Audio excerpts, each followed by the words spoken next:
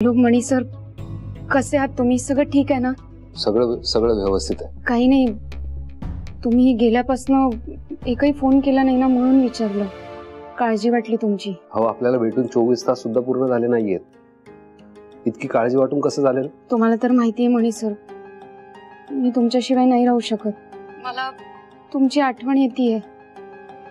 मला आपल्या बाळाची, अर्जुनची आठवण येतेय. बघा, मी तुम्हाला अगदी समजू शकतो. आता मला पण त्रास होतोच आहे ना तुम्ही इथे नसल्याचा. मी पण मिस करतोय तुम्हाला. तुम्हाला खरं सांगायचं तर हे आउट हाऊस सुद्धा बकास वाटायला लागलंय. घर खायला उठलंय मला. पण स्वानंदी, आपला प्लॅन पूर्ण सक्सेसफुल होण्यासाठी आपल्याला हे सगळं सहन करावं लागेल ना. आपल्याला आपला अर्जुन परत हवाय ना. कळतंय ना?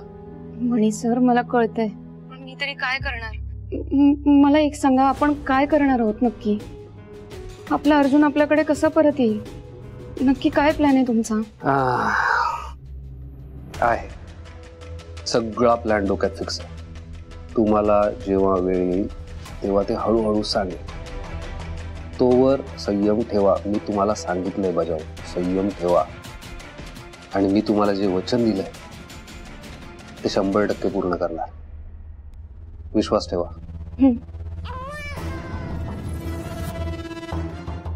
स्वानंदी, मी ठेवतो, नंतर बोलतो तुम्हाला. ओके? Hello hello.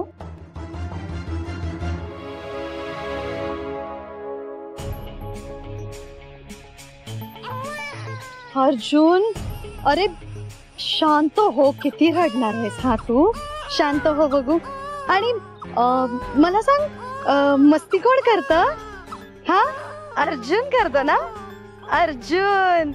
आणि छान गोड गोड कोण हसतं? अर्जुन. अरे वा, हसला. चल, तू हसलायस, आता मी माझ्या आईला फोन करते. चालेल ना? हॅलो आई, अगं कशी आहेस तू? मी बरी आहे. पण तू विसरलीस की काय मला? काय विचारतेस हा?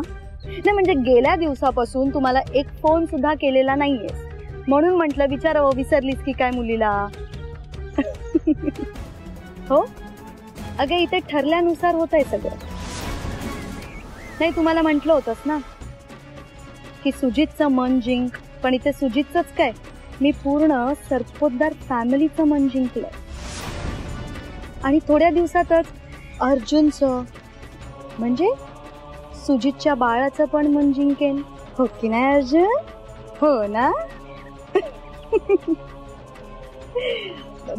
बरं आई,